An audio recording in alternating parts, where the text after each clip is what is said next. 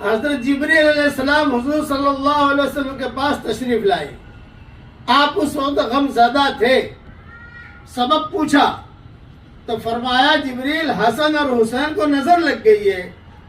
جبریل نے فرمایا ہاں یہ سچائی کے قابل چیز ہے, نظر واقع لگتی ہے. تو حضرت جبریل نے کہا کہ حضرت یہ کلمات پڑھ کر انہیں پناہ میں کیوں نہیں دیا؟ تو حضور نے پوچھا وہ کلمات کیا ہیں؟ تو حضرت جبریل نے وہ کلمات سکھائے. اب پڑھیے آپ میرے ساتھ. اللہم ذی السلطان العظیم والمن القدیم